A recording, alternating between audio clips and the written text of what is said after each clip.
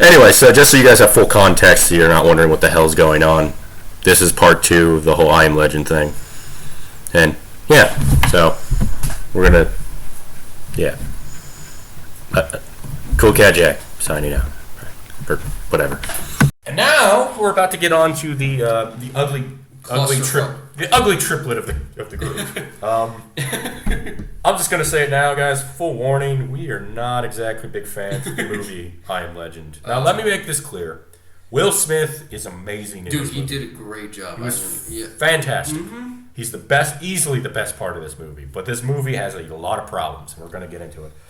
So, the movie starts out with, kind of similar to the book. It's just driving around. Yeah, he's just kind of.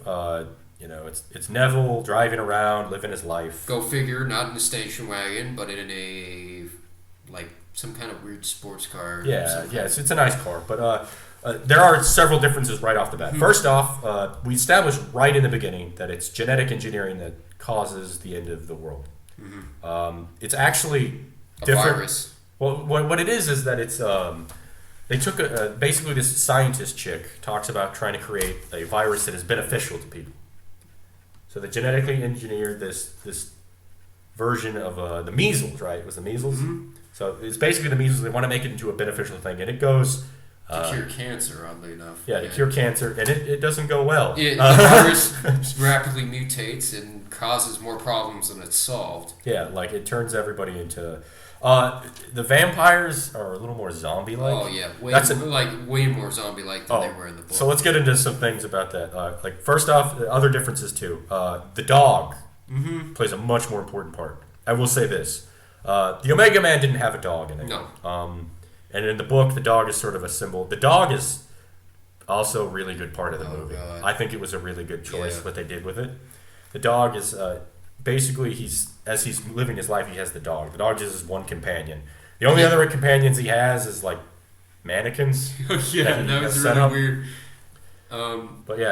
So they actually show him hunting for deer that are actually wild in the city. Yeah, that is another good thing too. In the movie, they show that the city is falling apart. The problem being, though, unfortunately, is the CGI in this movie. Oh my god, is terrible. I mean, it is shit. I don't know how else to put it. It looks like claymation figurines with textures on it. Yeah. It does not look good. Oh, it's bad. Another difference too is this is set in New York. Yeah. Rather than California. Yeah, in the book and in Omega Man, it's set in L.A., I believe. Mm-hmm. So yeah, he's hunting for food.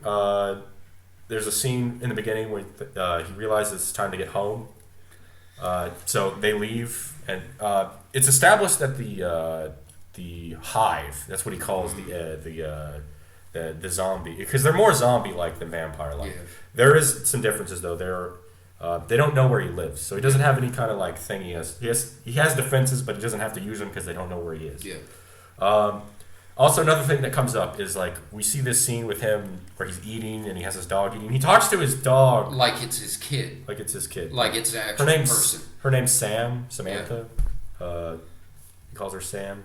So he treats this dog like it's his kid, which makes sense, seeing as this is where we have our first flashback when he gets back and he's laying in the tub with his dog, listening to the monsters. Neville has his first flashback. It's him trying to get his family out of New York. This is where we also establish that he is part of the military. Mm-hmm. Same deal with the movie. With the Omega Man, he works for the CDC. Yeah. But he's trying to get his family out, right? But as he's trying to get him out, they're arguing or something, and then he wakes up and he goes to his lab where we find out that he's testing serums on some vampire rats. One of them seems to be working, which he's really excited about. We also find out that he's been doing human trials as well. Yes. He has this wall of death. Yeah, well, that comes up later.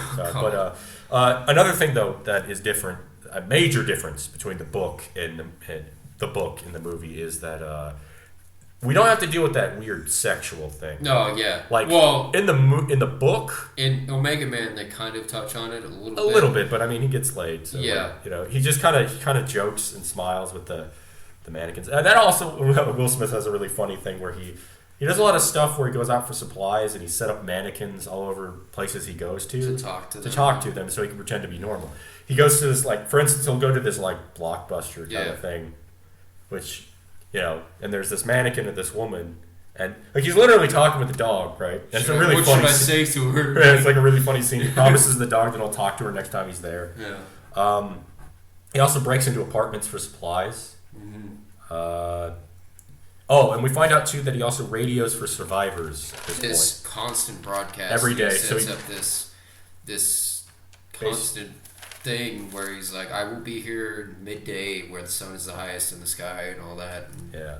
So, like, basically he hangs out on this aircraft carrier every day, and he goes there when he's done looking for supplies in the morning. Him and his dog. Then there's a scene. We get to this scene where they're hunting, and this is where we first really run into the vampires. Yeah. They're also called what were they called? Dusk Stalkers?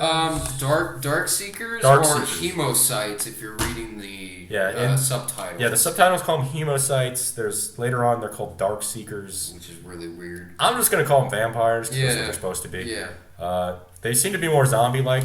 Actually, they're not zombie-like, really. They're more like a pack of wolves. Honestly, they're very, very. They're like primitive humans, really. Yeah. So, like, what happens is that as they're farting around at the movie place, they see a deer again, and they decide to go hunting for the deer. Unfortunately, what happens is the deer goes into a dark building, which Windowless. The dog Sam rushes in there without thinking because it's a dog, right? Yeah. Unfortunately, Will Smith's character's like, you know, oh shit, no, don't go in there, right? And he's terrified because he goes in there. We find the deer has been ripped to shreds. The dog is hiding, and we run into a pack of the vampires. So they start running from these things. So these things are fast, they're tough. Bullets do seem to kill them, but like they're hard to hit because they run like a pack of wolves. Like you have like 30 of them, super quick. Yeah, there's 30 of them running at you, right? And they'll rip you apart. It looks like. So, okay. Also, I forget exactly when we established this, but this also is 3 years past. Yeah. I forget when we established that. I don't know if they just tell I you. think it's like right in the beginning, actually. Yeah, it literally. I know that that's a complete aside from where we're at. Right. But anyway, so Neville and the dog manage to get away because they get out in the sun, and this is when we find out that the sun actually burns these things. Like third degree burns on their skin. Yeah, and it will kill them pretty quickly. Yes. So what ends up happening after this is Will Smith actually sets up a trap and captures one of the vampires and takes her back to his lab. He does this weird. Yeah, it's like kind of like a. It's like one of those bunny snare things. Yeah, but he uses a car as a counterweight. Yeah, it's really interesting. I don't know how he managed to set that thing up on his own. Apparently, Will Smith just knows how to lift cars. And he uses his own blood to, kind of lure him out. Yeah. This weird bag thing. But what happens too is during this scene, when he captures this vampire, there's this one that comes out, and this will come out. I call him the Alpha because he comes back many times. Oh my God. But he rushes out there, and unfortunately, he starts screaming at Will Smith. But the sun. And he actually steps outside in the sunlight to get burned, and he runs off. Will Smith, when he's back doing the test, he kind of notes that and says, like, I guess that he says that their brains are devolving, so they're losing more and more of their need to survive. Yeah. So after Neville, he starts doing the vaccine tests. He has a flashback again, back to the past, and Neville is getting his family out of New York. At this point, they're in a helicopter, and there's this really heavy scene where it's really well done, where you have these crowds of people, and the military's holding them back, and they're all freaking out, and they're testing everybody, and only certain people can get through. So Neville manages, because he's part of the military, he manages to get his family out. He's got his daughter, her name was Marley, and his wife, what was her name? I had it written down somewhere. But his daughter's name is Marley. I'm going to feel bad now that I don't. But anyway, so like they get in the helicopter, and Marley has her dog, and basically gives the dog to Will Smith's character, because they have a moment where they're on the helicopter.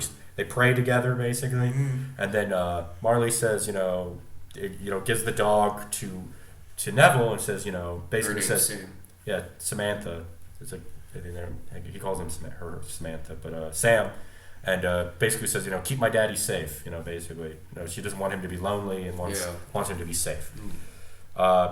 So, like that flashback goes back to he wakes up, and it's the next day,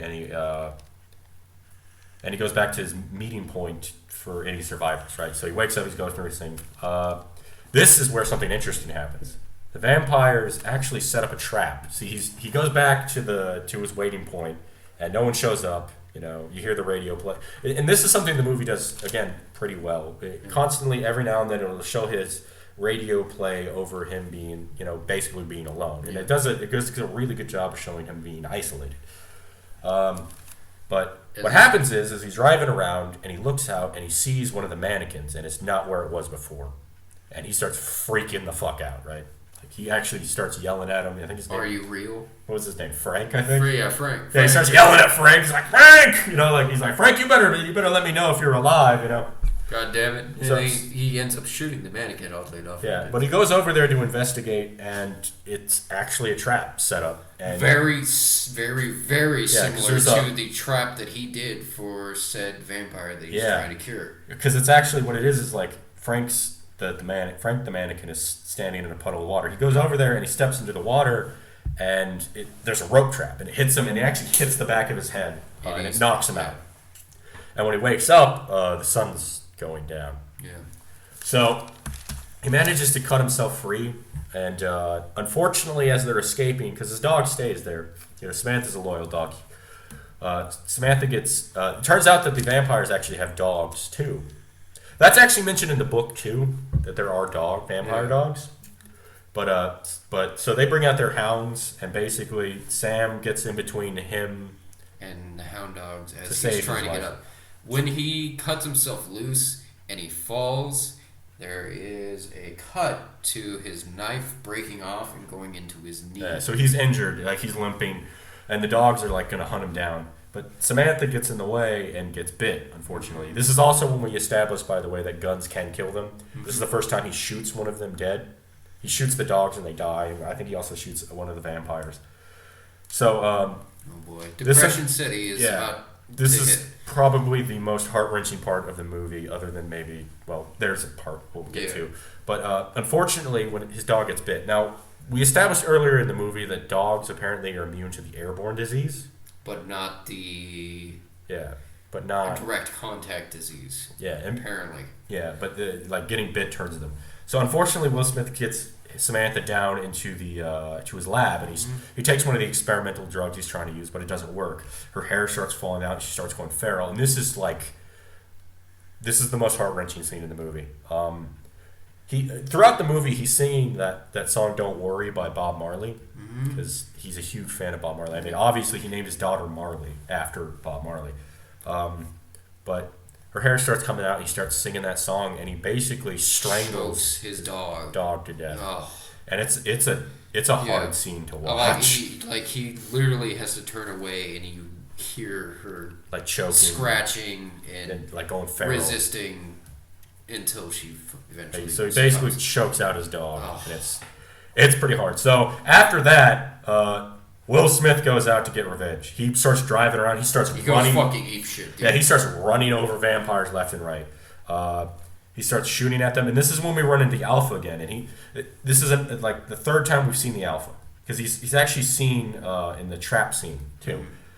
And the Alpha's about to get at him, right? And he looks angry as shit. We don't really know what the problem with the Alpha is until later. But he's about to die, and he gets injured while he crashes the car. And he's about to die, but someone starts flashing UV lights, and the vampires run off. And he passes out, right? So he has another flashback to his wife and the kid. This is where, because this movie wants us to be so happy all the time, we also get to watch his family die. The helicopter starts flying off, and unfortunately, they start bombing the bridge. And one of the evacuation helicopters actually starts to crash, and they actually crash into each other, and his family is killed. Yeah. Hooray! But he wakes up to his home. They actually took him back to his house because there's a scene when he's like, they pull him in the car and they're asking where he lives, and he kind of mumbles the address.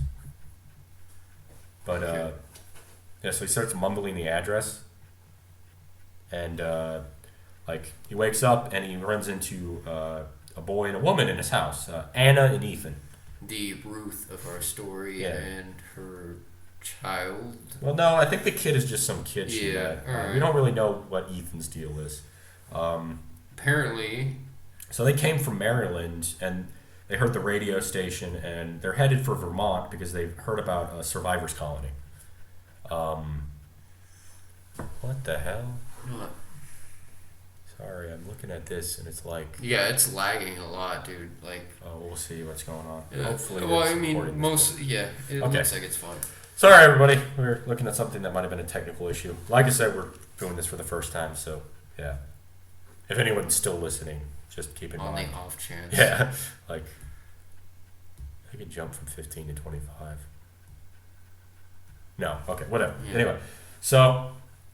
Apparently there used to be 5 survivors, but then 3 of them were killed by vampires. This is when we find out that apparently the death rate is like 90% for the disease, and then and then like out of 1% community. 1% out of the 10% left don't turn. So Neville, Ruth starts going on about this colony. This is also when we see for the first time the wall of vampires that he's been kidnapping, the Dark Seekers. Anna is actually the one that calls them Dark Seekers, so that's where that name comes from. I don't know if that's a name that was established before. Neville seems to understand what she's talking about, so I assume that's a name someone called them. So like it turns out that we find out that the tests he's been doing on these vampires basically kills them. So they start talking about. They have a few scenes together. The kid's okay. Anna's pretty well acted, I guess. They're all right. Yeah.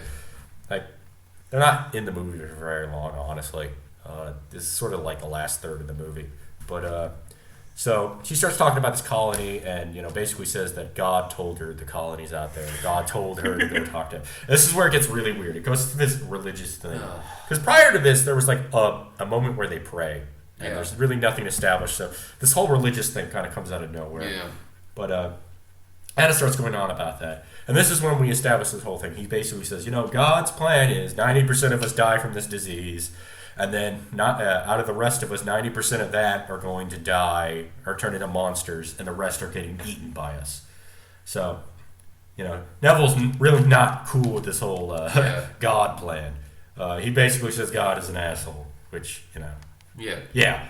So, unfortunately, this is also when the vampires found his home. See, Neville, during when he's unconscious, and we don't know if she actually heard what he said. He vaguely says, "Don't let them follow us if it's daytime. Just drive around until daytime so that they don't follow us home." But unfortunately, she didn't do that. We do get to see a really cool scene where all the vampires are rushing, though. They start rushing the house, and it turns out that Neville has set up a whole bunch of landmines. Or remote controlled explosive. Like IEDs or something. Yeah. He basically blows up a whole bunch of them. But unfortunately, the alpha did not die, and he is fucking angry. So he's chasing him around the house. He's got his gun. He's shooting around. Basically, Anna and Ethan go hide upstairs in his daughter's room. And the alpha, or not the alpha, one of the vampires calls in. I think it is the alpha, actually, calls in for reinforcements, basically. So, at this point, they go in a lab. And this is where we're going to get to where I think the movie really dropped the ball. You see, something about this movie, and if anybody's seen this movie, most of you probably know, there was a different ending originally than the one they went with. So we're going to talk about the ending that was the theatrical ending and the one that we saw, and then we're going to talk about the alternate ending. And then we're going to start tearing into this movie because, like I said, this movie's got problems. So, basically, they go hide in the lab, and while they're down there, they find out that the kidnapped vampire that they've been testing on, she's been cured. Yeah. Slowly getting pigmentation back. Yeah. So, Neville has set up this, basically this glass thing. I assume it's bulletproof. But it's plexiglass, pretty much. Between the vampires and them. and the vampires are breaking through. We see the alpha again, just smashing his head up against the glass. Stop it, Bella. Sorry, everybody. Dog again. Doggo. Give me... 1 second. We're going to pause for a second. Okay, here we go. All right, everybody. We're back. Technical difficulties and all that crap. Had to let my dog go out, and we both had to go pee. But anyway, so Neville's behind the plate glass. They've discovered that the vampire's cured. This is where it gets really fucking weird. Oh, my God. So he apparently hears the voice of his kid in his head. Basically, what does she say? Oh, you see the butterfly. Because there's this whole thing about where she's making a butterfly with her hands and saying, "Look, Dad, it's a butterfly. It's okay," you know, like. Yeah. When she's on the helicopter. Yeah, and then like the vampire makes a fracture that looks like a butterfly in the plexiglass. Oh. Some of the dumbest fucking thing that I've ever fucking seen.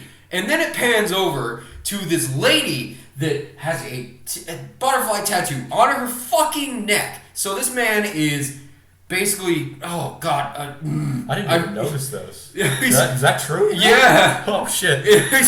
And then like it's just basically fucking. Oh my God, you're getting so red. Oh my God, dude. I'm so. This actually pissed me off. I was okay with the movie for a little bit, and then like this. Okay, so.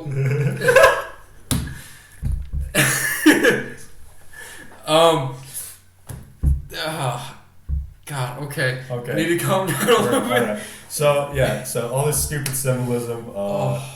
He hears the voice of God. Yeah, he hears his the daughter. voice of God. He basically said he pulls out some of the blood from the white lady for the cure and gives it to Ruth, and then he apparently has just like a I don't know, a bunker or some shit, and he has Anna and Ethan hide down there. Then he pulls out. No, it was a coal chute.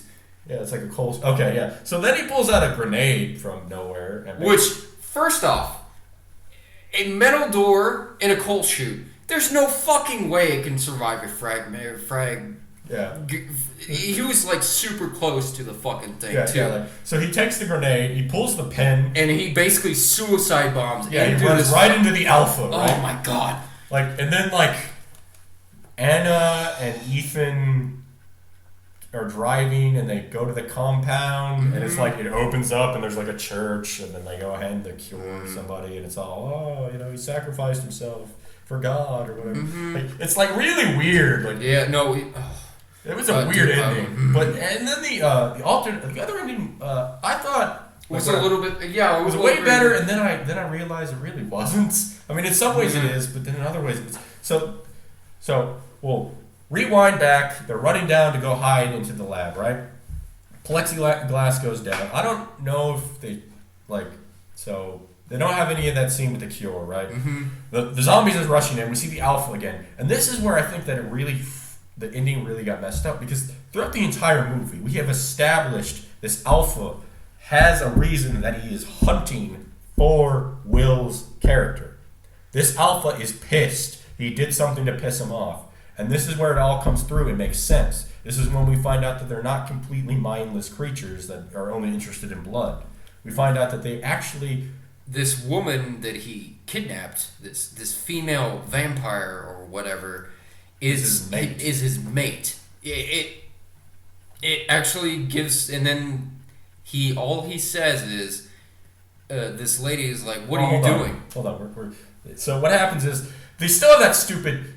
butterfly thing. bullshit. Yeah, they still he looks at her and he tells Ruth, open the glass, right? Because at this point he's the alpha staring at this woman, this unconscious vampire.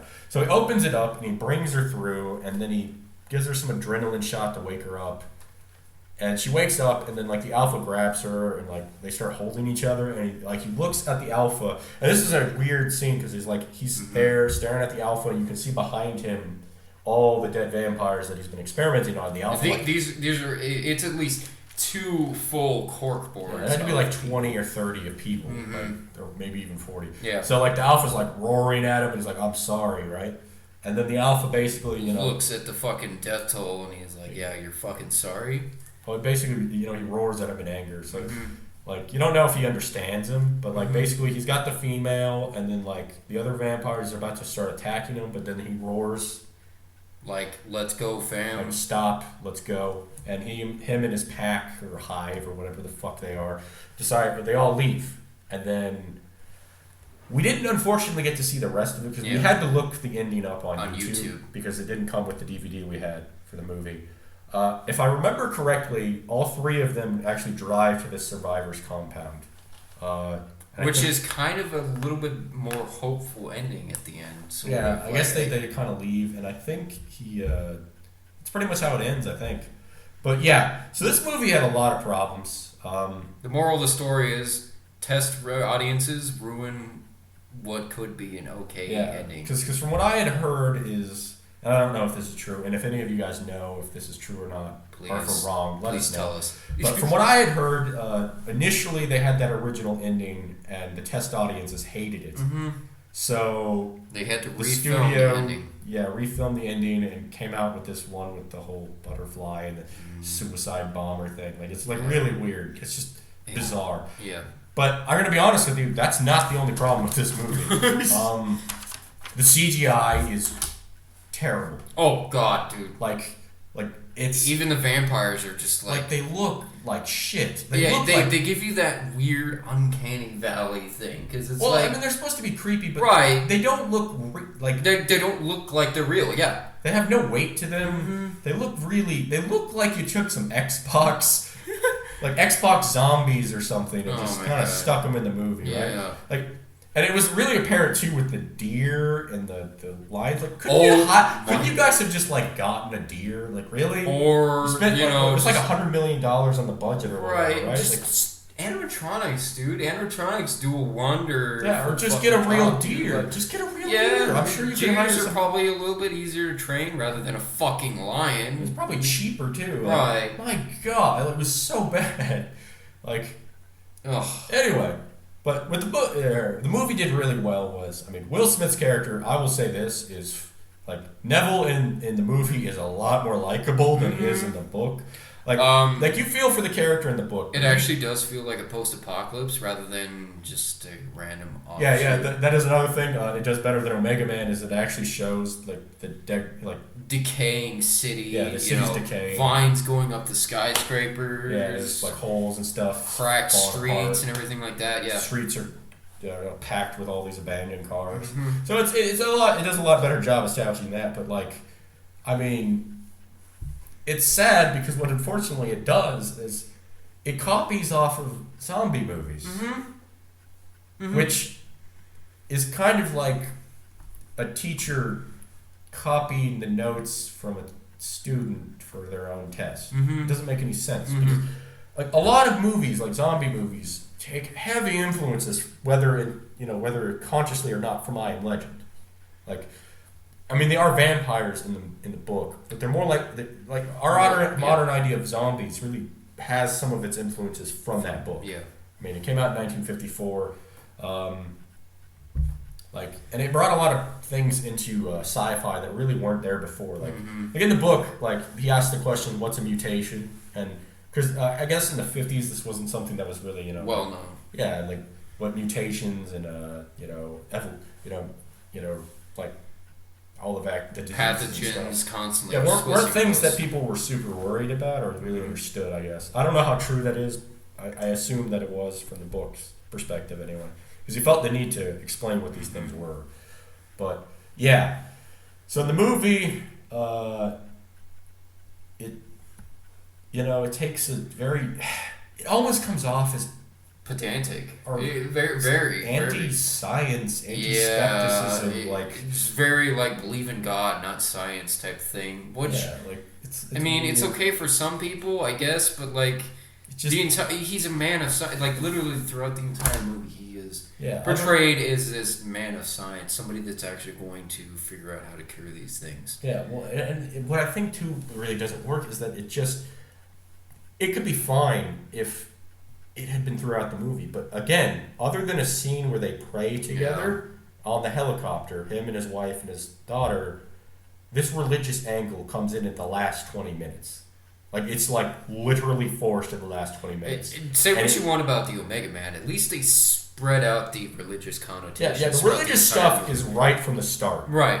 I mean, it is right from the start. They're wearing medieval monk clothes and shit. Like, it makes sense, right? And they don't just beat you over the head with it either, right? Like, they have the whole religious thing. They literally are calling each other brother, and they talk about God several times in the movie, and in I Am Legend, it just throws it out there, and it's really weird, and it doesn't work. Yeah. And again, I'll say this: the biggest problem with the movie has to be the CGI. Oh Jesus, dude! It really. It did not age well. Even I can't. It was bad even when it came out. Yeah. I remember it being bad when Oh. it came out. It came out in, like, what was it, 2011? Mm-hmm. Yeah. No, it was bad even then. That's after the Twin Towers Golem. Like that was. It was bad. Yeah. So, yeah, those are the three movies: I Am Legend the book, The Omega Man, and I Am Legend the movie. We brought all those up, and so. Moral of the story. My impression is this: I liked Omega Man, probably the best out of them. I know, the book is more intellectual, but like the movie was a lot more fun. Yeah. Like, I Am Legend is probably what it's best for. The thing with I Am Legend is that it's just this it's not a classic like other ones. It just drops the ball short of being like one of those books that everybody has to read, right? Right, like 1984. Yeah, it's like it's a dystopian novel that really doesn't focus on the fall of society. It's a vampire story, a horror story that really doesn't have shows the effects of isolation. The horror, what the book does is it shows a man going crazy and being alone and being kind of rapey, mm-hmm. Really rapey. Yeah, like that dude. I don't know what's going on. Like, I don't. Like, you need to get some porn or a fleshlight, Neville, and calm the fuck down. Because seriously, dude. Ugh. But anyway, so those are the three. Like I said, Omega Man with Charlton Heston is freaking awesome. Mm-hmm. The movie, more of an action movie.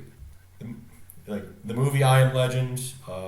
I mean, let's just say this: the Omega Man, it's goofy. Oh yeah, dude, it's 70s goofy. Yeah, it's 70s goofy, so it's awesome. Right? You should watch it. It's a lot of fun. You will find yourself laughing several times throughout that movie. It's when great. You're not supposed to be. Like it's a gift. Yeah, it's great. Like I actually want to watch it again. But I Am Legend the movie, it's a lot like the book. It really could have been better. Mm-hmm. It really just drops the ball. Come to think of it, too, it has the same problem with his family. It really doesn't establish his relationship with his family. It established more of a fucking connection between his daughter. That is one... Yeah, the dog, really. Yeah, the dog and... the connection between him and his daughter. Well, I mean, they talk like twice. But right, but you remember his fucking daughter more than you do his wife, though. We can't even fucking remember the wife's name. Yeah, that's the exact opposite of the fucking book, really. Yeah. I'm surprised I rememred his wife's name in the book, honestly. Virginia. I think it's just because it's a state. Yeah. But anyway, so we wanted to talk about these. Obviously, with the coronavirus going around, this seemed like the right kind of thing to start with. I guess, we're seeing a lot in the book or in these stories what's going on now. People are freaking out, everyone's hoarding their stuff, but, I think it's just, we'll leave on a note of hope, guys. Right. No one's turning into a blood-drinking monster, so no one's burning in the sun. The only blood-drinking monsters we have are the ones in Congress. Well, I would say more like, in the California. Well, there goes our California audience. Sorry, California. Just insulted you. I'm not really sorry, California. But, honestly, I would say right now, things are going okay. Don't freak out, You'll be fine. I'm sure you're tired of fucking hearing it, but we're tired of hearing about the coronavirus. It'll be alright, dude. Yeah, just wash your fucking lavate las manos, wash your fucking hands, and you'll be fine. Yeah, Don't freak out. Mm-hmm. Don't be a Robert Neville going around murdering the shit out of people. And then realize you are the monster. Yeah. Mm. Anyway, so for the last part of this, normally this would be the point in the show where we would read comments, but since this is the first episode, obviously we can't do that. Sorry to everybody. I know this was longer than we thought it was going to be. But so something that we want to do, because we mentioned that we want to bring up books and movies and music and all these other things, is I want to give basically a band of the episode. I was going to call it the band of the week, but since we're not going to be doing this weekly, the plan is, everybody, is that we were going to try to do this bi-weekly. Don't hold us to that yet, because we're still figuring this out, and I got to go through almost 2 hours worth of recording now, or actually over 2 hours. Holy shit. Almost 2 hours, yeah. I don't know, is it? Yeah, pretty much. Anyway, so what we're gonna do is we're gonna just give you guys a band recommendation of the episode, and then we would play a little bit of it out. We're gonna try to figure out how much we can actually play and get away with, because we don't want to play too much and then get copyright strike. But anyway, so our outro, which I'm thinking I'm gonna add on at the end, and we won't keep telling you guys this every time, but. So it's going to be Theater of the Vampire. That's in Italian. I'm going to put down in the description the actual band's spelling and stuff. Because we're American. Yeah. I'm not even going to pretend I can pronounce this, but it's Carmilla from Theater of the Vampire. And check that song out. I think it kind of fits with the theme. It's vampires. So, anyway, I'm Cool Cat Jack. This is my, loyal partner here, Logan, and congratulations, you guys cut through our first episode. So we'll all see you, and Logan is actually going to announce the next one we're doing. Yes. Well, it's a anime TV show. A little bit of a weeb, but this one is actually very existential in a sense. It's called Kokoro Connect or Hard Connect, because we have to have Japanese and English words mixed together because it's anime. That's right. Look forward to it. We will talk to you then, I suppose. Alrighty. Bye. Bye bye.